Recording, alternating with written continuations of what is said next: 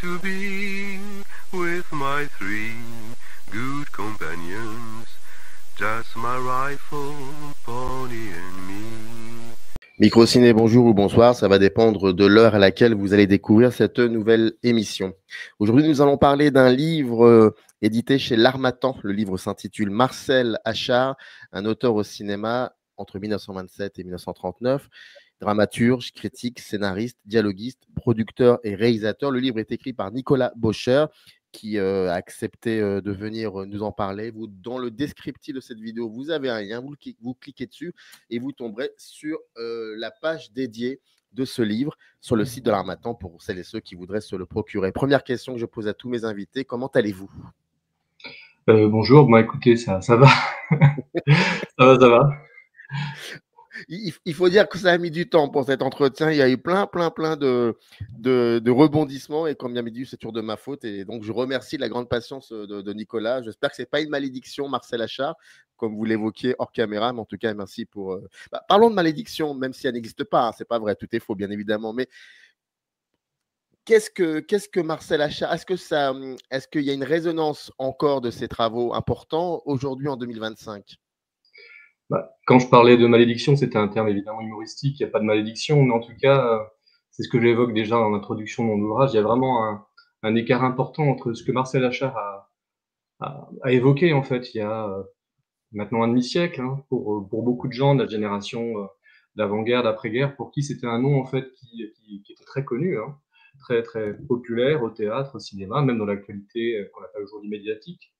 Et puis c'est certain qu'aujourd'hui, quand vous parlez, et régulièrement ça m'arrive évidemment de Marcel Achard, les gens vous disent, alors quand ils ont mon âge ou un peu plus, ils vous disent ça me dit quelque chose, mais quoi, ils essaient de cerner, d'essayer d'attraper le sujet Marcel Achard, et puis quand ils sont plus jeunes, sans même parler de mes étudiants, alors là Marcel Achard c'est devenu quelque chose, une terre inconnue. C'est pour ça que je parlais de malédiction. Alors évidemment il y a des raisons à cet oubli relatif, parfois des bonnes raisons, des mauvaises raisons aussi, sinon j'aurais pas écrit sur Marcel Achard, et on pourra en parler d'ailleurs.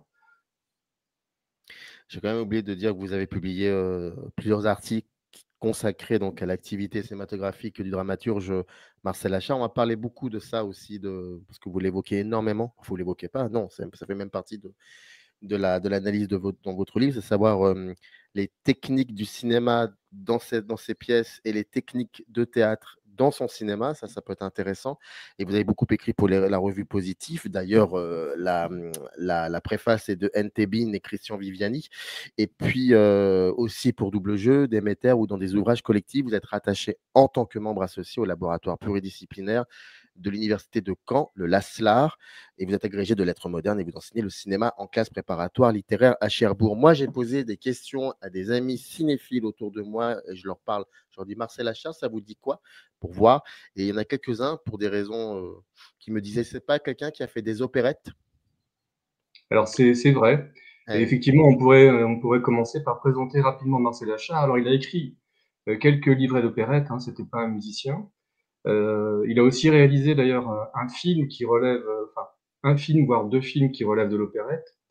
On peut commencer par là. Alors effectivement, il a écrit des livrets, alors pour Edith Piaf par exemple, La Petite Lily, ou La Petite Lily précisément, dans les années 50 de mémoire, voilà, qui était un spectacle écrit pour Edith Piaf. Il a aussi adapté pour la scène, toujours en version opérette, Certains Aiment chaud, enfin du moins la pièce qui avait inspiré Certains Aiment chaud, ça donne La Polka des Lampions, alors que je ne connais pas. Je connais un petit peu La Petite Lily, je l'ai lu, je l'ai écouté.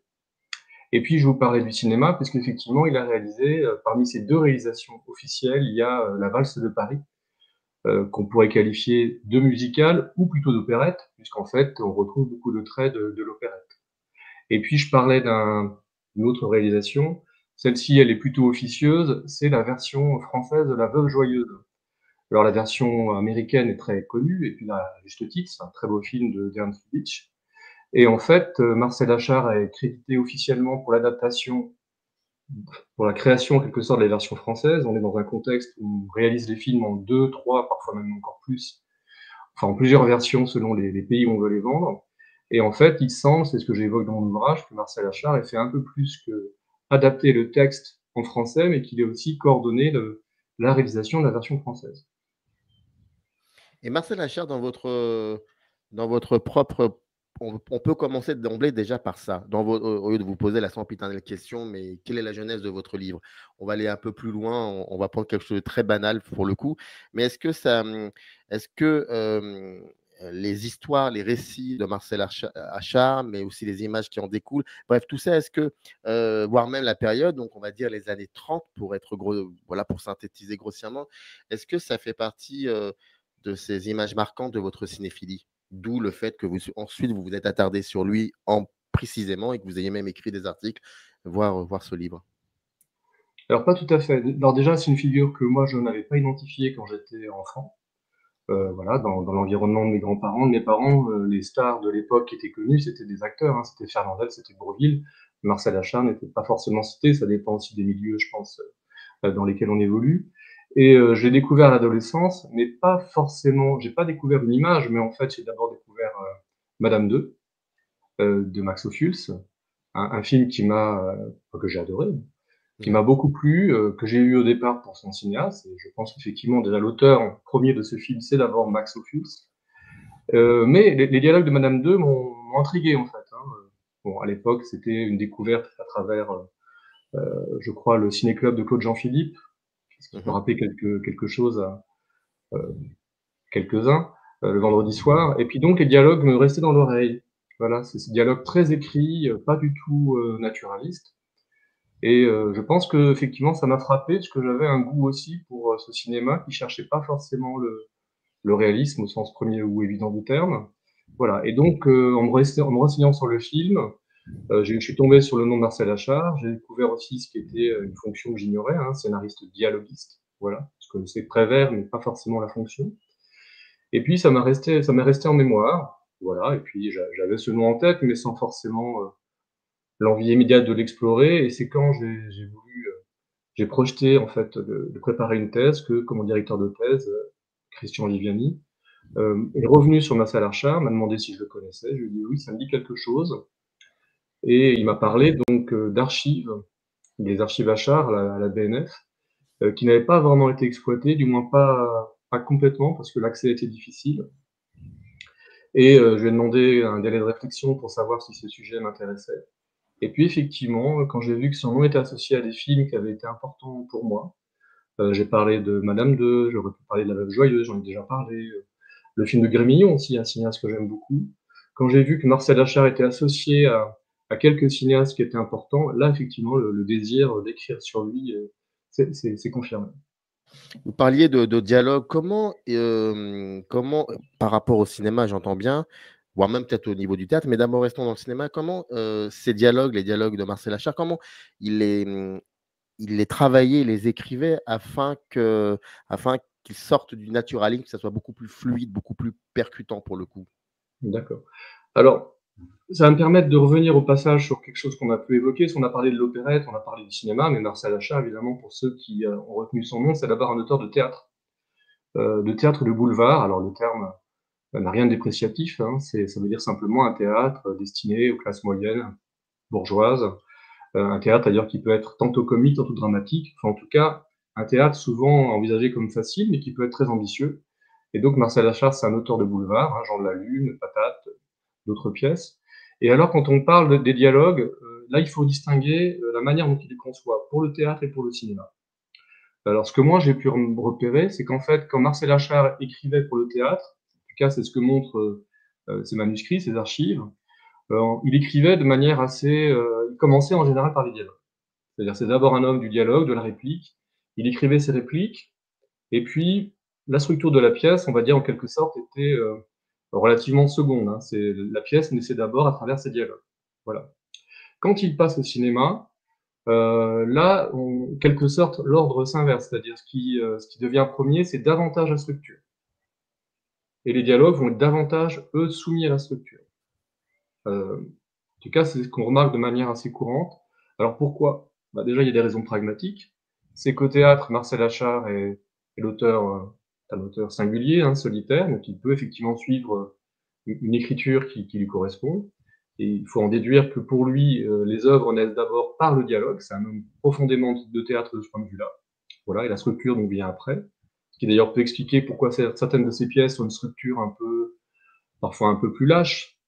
Voilà, c'est plus effectivement un dialoguiste qu'un dramaturge, au sens le plus fort du terme. Alors que le cinéma, évidemment, c'est un art collectif, donc il faut bien se mettre d'accord sur une structure, sur une organisation. C'est une première raison. Et puis, dans cette mesure, peut-être que le cinéma, finalement, le contraint à davantage d'économie. C'est-à-dire que le dialogue est forcément encadré, c'est quelque chose que je souligne souvent. Et c'est ce qui fait d'ailleurs que, dans le meilleur des cas, ces dialogues de cinéma, je trouve, ont une résonance que n'ont pas toujours ces dialogues de théâtre. Parce que justement, il y a ce cadre, le fait qu'aussi il y a un dialogue avec d'autres auteurs, je trouve, donne à ces dialogues de cinéma, dans le meilleur des cas, une résonance. Quelque chose évidemment de très, non seulement de frappant, mais peut-être de plus profond, si, si j'ose le dire. Mais ce sont pas des, si je devais par exemple reprendre la, comment je pourrais dire ça, ce dont reprochaient les jeunes Turcs de la nouvelle vague à certains scénaristes dialoguistes de faire des mots d'auteur, des mots d'esprit. Achard, il est loin de tout ça. Pas tout à fait, non, non. Déjà dans ces pièces, les mots d'esprit crépitent. Je parlais de Madame 2, on se souvient justement de mots d'auteur, en quelque sorte. Hein. Ce n'est que superficiellement que vous êtes superficiel, ou voilà, il y a beaucoup comme ça de mots d'esprit dont on se souvient. Donc non, non. Je pense que non, non, c'est un auteur aussi de mots d'auteur, ou de mots d'acteur, ou de mots d'esprit, ça dépend comment on les entend. Mais déjà, ce qu'on peut remarquer, c'est que les auteurs de la nouvelle vague, hein, les critiques des cahiers du cinéma, eux-mêmes, utilisaient parfois des mots d'auteur dans leurs articles, déjà. Voilà, Truffaut était connu aussi pour ses mots de critique cinglants, hein, et dans leurs films, hein, chez Godard, il y a beaucoup aussi de bons mots, si on veut, de jeux de mots. Donc, et puis, je pense justement que ces mots d'auteur, justement, ils deviennent intéressants au cinéma, particulièrement intéressants au cinéma, parce que justement, il faut les négocier avec le cinéaste. Il faut les négocier peut-être avec d'autres collaborateurs. Enfin, par exemple, je reviens sur Madame 2, alors c'est pas le film dont je parle le plus dans l'ouvrage, qui se consacre plus à la première partie de la carrière, mais dans Madame 2, par exemple, on se souvient que les dialogues parfois sont inaudibles, volontairement rendus inaudibles par Ophuls. Parce qu'il y Ça, c'est le a... cinéma de Flus. Ça, c'est Oui, le stylo Flus de ne pas entendre c'est ça, parfois voilà. les. Ouais, exactement. Comme dans Le Lamentais a donné un très beau papier d'ailleurs de Truffaut, où il disait il y a des moments on ne comprend même pas ce que disent C'est ça. Exactement, Mais ouais. on pourrait dire la même chose pour Grémillon, même si c'est moins, Ouais. peut-être moins frappant, mais chez Grémillon, il y a aussi une mise en perspective. Et d'ailleurs, je pense que c'est aussi ce qui m'intéressait, c'est de sortir justement de cette dichotomie qu'on trouve parfois dans les analyses de Grémillon ou d'Ophuls, où on oppose en fait, on va dire le vieux cinéma, quand on parle de vieux cinéma, ce qui hérite du théâtre, les mots d'auteur, et puis le travail pur des cinéastes. Et en fait, quand on observe la jeunesse des films, mettons par exemple le film de Grémillon, L'étrange Monsieur Victor, on se rend compte que c'est un peu plus compliqué que ça en fait. Par exemple, quand j'ai commencé à travailler sur L'étrange Monsieur Victor, j'avais un a priori qui venait aussi de mes lectures théoriques. J'étais persuadé qu'en fait, les quelques mots d'auteur dans L'étrange Monsieur Victor venaient forcément d'Achard.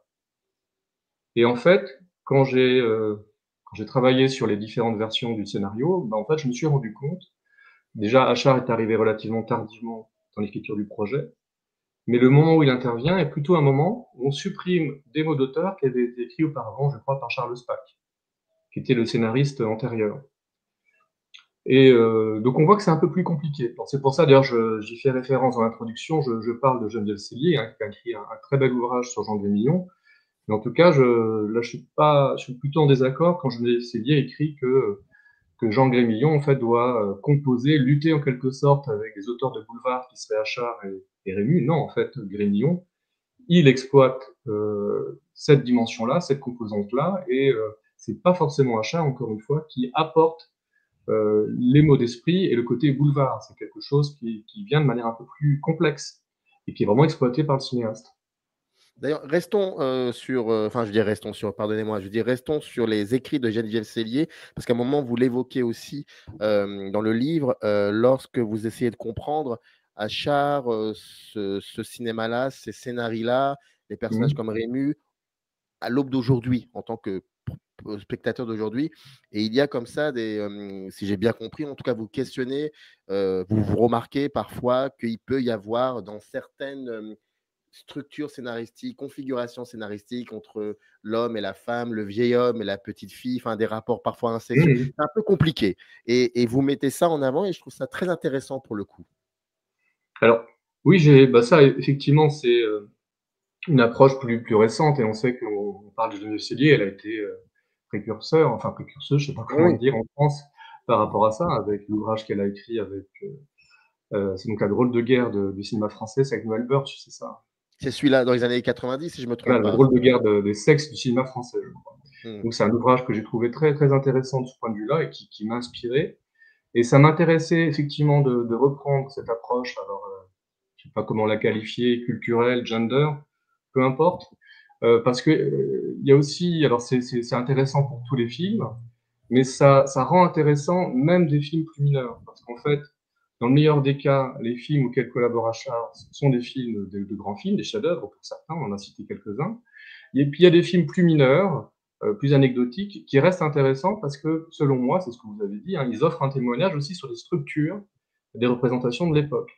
Et en fait, j'avais l'impression, en regardant par exemple Gribouille, j'en parle un petit peu, ou Orage, d'avoir un témoignage sur la relation au monde qu'avaient mes grands-parents, en fait, pour parler très clairement, des gens que j'ai connus, voilà, et puis effectivement, on se rend compte, parce que le cinéma, c'est un cinéma populaire, que la manière d'envisager, par exemple, les relations entre les hommes et les femmes, la manière aussi d'envisager les différentes classes sociales, d'envisager l'autre, avec un grand A dans le cinéma français, ça se dégageait en fait de beaucoup de films, qui de ce point de vue-là ont une valeur qui est au minimum documentaire. Pardonnez-moi, c'est un petit peu le désordre au niveau de ma structure d'intervieweur, mais c'est pas grave, c'est un chaos organisé, comme disait l'autre. Mais on parlait du dialoguisme, moi, ça m'intéresserait, vous l'évoquez dans le livre, mais c'est intéressant de savoir comment il en est arrivé à ça, comment il en est arrivé à être dialoguiste, dramaturge. Voir s'il y a des connexions avec ce qu'il était avant.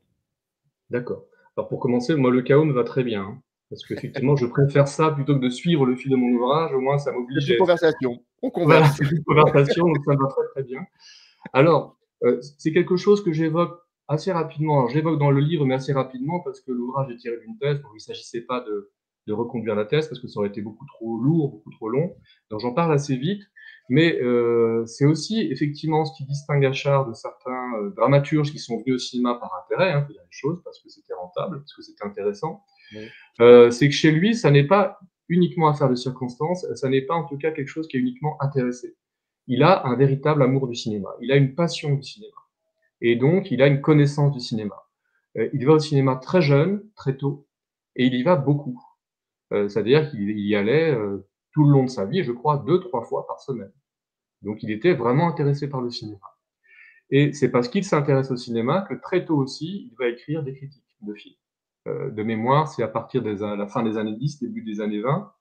Il commence à écrire dans un journal qui s'appelle Bonsoir, il va aussi écrire dans un journal qui s'appelle Marianne dans les années 30. Et donc, il écrit beaucoup sur les films. Dans certaines périodes de sa vie, toutes les semaines, il publie une chronique sur un film. Et cette connaissance du cinéma, lui est très utile quand il devient justement scénariste, dialoguiste, puis réalisateur, puisqu'en fait, il n'approche pas le cinéma de manière naïve. Enfin, il sait ce que c'est. Il sait que c'est une matière complexe, où il y a effectivement les dialogues, mais aussi l'image, les acteurs, la musique. Donc, ça lui donne une conscience assez riche, en fait, de ce qu'est le médium cinématographique. Et après, votre question, c'est peut-être quand est-ce qu'il démarre au cinéma? Alors, déjà, il démarre comme acteur ponctuellement dans les années 20, il joue dans des films. Alors, je crois dans l'Entracte, il me semble qu'il apparaît dans l'Entracte de René Clair, de mémoire. Mais son activité vraiment de créateur démarre au cinéma dans les années 30, début des années 30. 31 de mémoire, avec un premier projet avec Hollywood qui n'aboutit pas, et que lui situe d'ailleurs en 28 dans les interviews qui vont venir par la suite, parce que c'est une manière, je pense, d'apparaître comme précurseur, mais en fait, c'est plutôt 31. Et puis, très rapidement, effectivement, il écrit pour le cinéma, Jean de la Lune, l'adaptation de sa pièce Jean de la Lune, voilà, qui est un succès, qui le fait remarquer par des producteurs non seulement français, mais allemands, américains. Et c'est aussi ce qui le rend intéressant, il va entamer une carrière entre la France et les États-Unis. Voilà. Et cette carrière hollywoodienne, c'est enfin, c'est ce que vous évoquez, enfin, il a eu plusieurs allers-retours, hein, comme vous l'évoquez dans le livre. C'est quelque chose qui, avec le recul, a été important dans son métier global, ou c'est finalement, avec le recul, plutôt anodin? Alors, en termes de, si on prend uniquement le nombre de films, c'est quand même assez limité. Hein. Même si, en fait, il a rêvé un retour à Hollywood pendant une bonne partie de sa carrière. Mais enfin, grosso modo, effectivement, c'est à l'époque de La Veuve Joyeuse, de Folies Bergère, hein, donc il réalise la version française. Donc, c'est vraiment le début des années 30. Donc, c'est assez limité. L'importance, alors d'une part, je pense que ça lui a apporté, ça lui a permis d'approfondir sa connaissance de ce qu'est le cinéma. Et d'un autre cinéma que le cinéma français. Hein, le cinéma hollywoodien, c'est un cinéma plus organisé, ne serait-ce qu'en termes de production.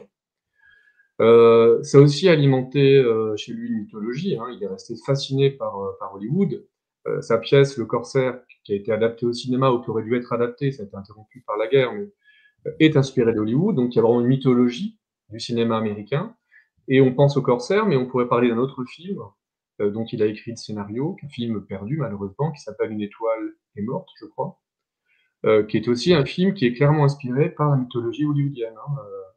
L'histoire d'une étoile est morte, on assassine une star de cinéma, il faut trouver l'assassin, qui est forcément un membre de l'équipe présente sur le plateau.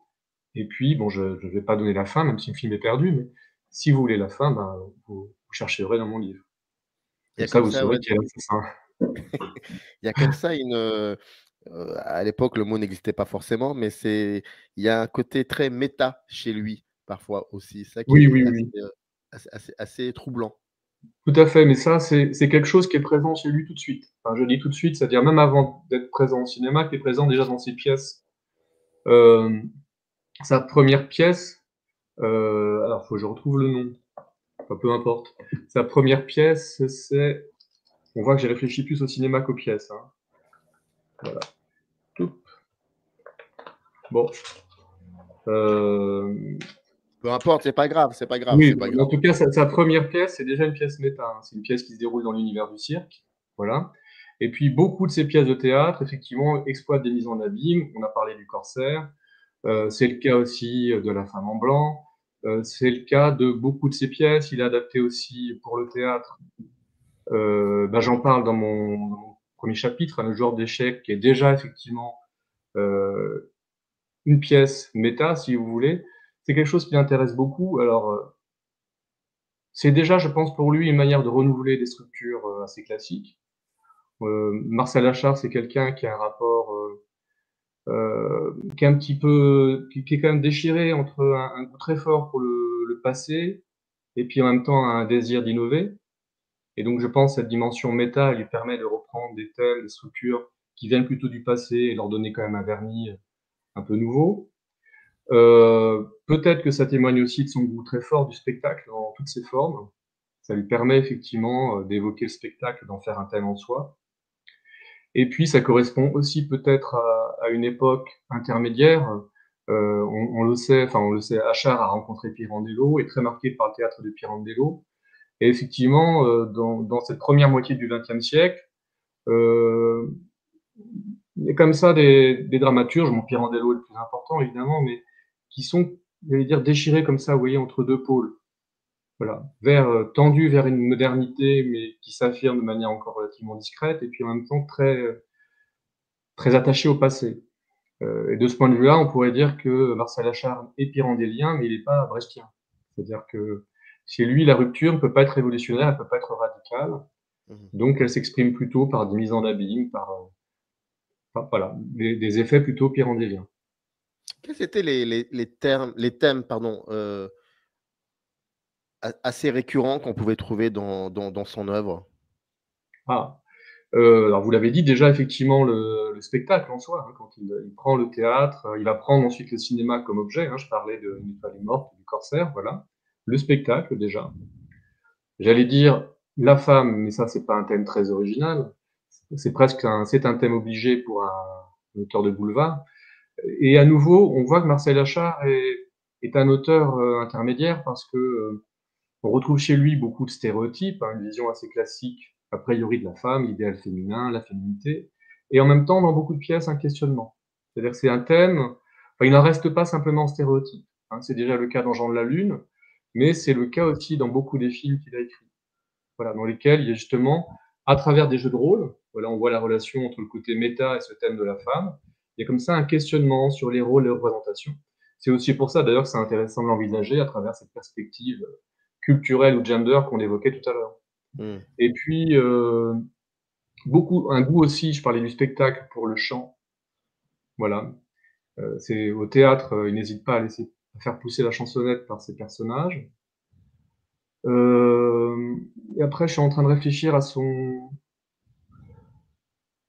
Non, le rapport à l'histoire n'est pas forcément ce qui, je pense, qui l'intéresse le plus. C'est essentiellement un rêveur, hein, Marcel Achard. C'est essentiellement un rêveur, c'est-à-dire quelqu'un qui, enfin en tout cas à travers ses pièces, à travers ses lettres, dont on sent qu'il a toujours envie de s'évader en fait, et de faire que le lecteur ou que le spectateur ou que voilà, s'évade.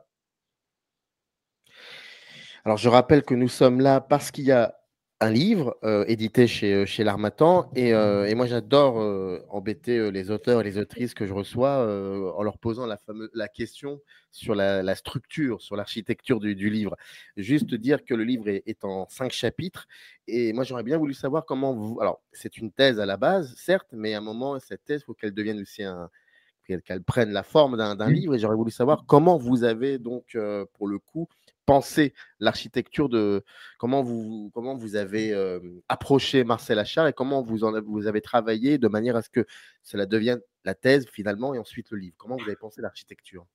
Alors pas de manière méta, mais de manière plutôt pragmatique, c'est-à-dire que ma thèse était assez imposante, hein.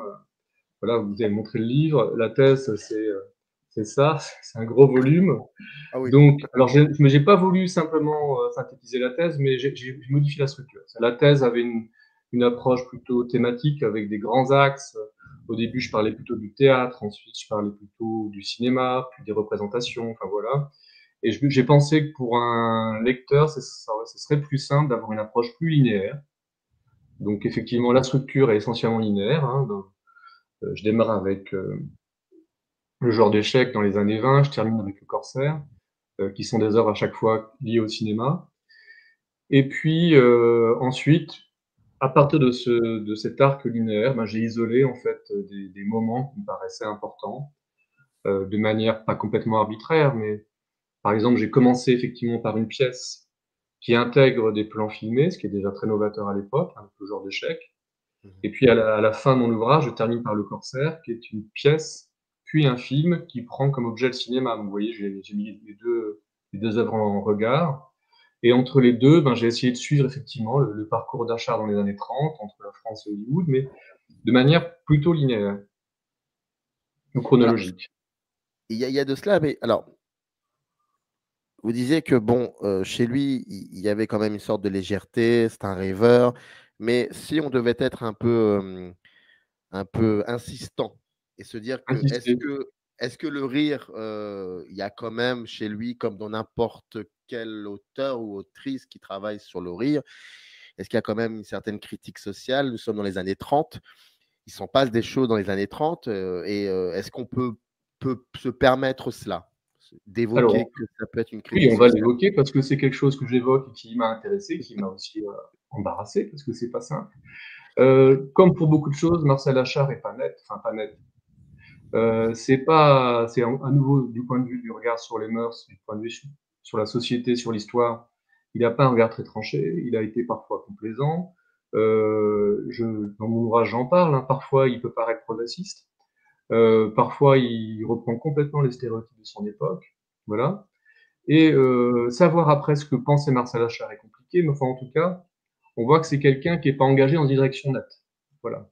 D'où parfois effectivement des choses, un recul sur les mœurs qui est intéressant, parfois, ce que je disais, des compromissions, des hésitations, des aspects de son œuvre aussi qui ont vieilli à cause de ça. Voilà. Là, je pense plutôt au théâtre. Et puis Oui, au cinéma, ce qui est intéressant, c'est que ces aspects, pas forcément tranchés de Marcel Achard, bah, ils sont réorientés par un collectif, parfois par des auteurs, qui eux imposent une direction plus nette et ça devient très intéressant. dans quel ordre? C'est-à-dire? Quand vous dites ça devient intéressant, ça serait sur quels aspects? Bah, c'est-à-dire que là, il faudrait peut-être que je prenne un exemple. Je pense par exemple, c'est un film que j'ai pas beaucoup évoqué, Le Déserteur de Léonide Moghy. Mmh. Voilà. Le Déserteur de Léonide Moghy, c'est un film, donc dialogué par Achard et c'est un film, clairement antimilitariste. Hein, on est quand même, dans les années 30, c'est assez audacieux et en fait, c'est intéressant de voir comment, en collaborant avec Moghy, Achard en fait, reste toujours un virtuose du dialogue, mais doit orienter en fait son talent dans une direction plus nette, plus engagée si vous voulez, hein. Et là, je trouve que ça devient intéressant parce qu'en fait, il introduit de la complexité. En quelque sorte, si vous voulez, je trouve que quand il collabore avec des gens justement suffisamment structurés et ambitieux, ce qu'il y a chez lui d'un peu ambivalent, d'un peu incertain, peut devenir la complexité. Parce qu'il a le sens de la nuance, parce qu'il a le sens, encore une fois, du mot qui vise où il faut viser. Et là, ça devient intéressant. Je ne sais pas si c'est plus précis que cet exemple-là. C'était exactement ça. Voilà. Je rappelle, alors il faut savoir qu'on a dit 0,001% de ce qu'il y a dans le livre, hein, je le dis souvent ça, donc c'est pour ça que vous avez le lien qui est dans le descriptif de cette vidéo. Vous cliquez dessus et vous tombez sur la page dédiée au livre dans le site L'Harmattan. Marcel Achard, un auteur au cinéma entre 1927 et 1939. Et voilà, c'est dans la collection Champs visuels. Ça, j'ai oublié, c'est important quand même. Et l'auteur Nicolas Bocher était venu pour nous en parler. En tout cas, c'était un plaisir. Merci beaucoup. Merci. Générique. Arrive in the canyon, that's where I long to be, with my 3 good companions, just my rifle, pony and me.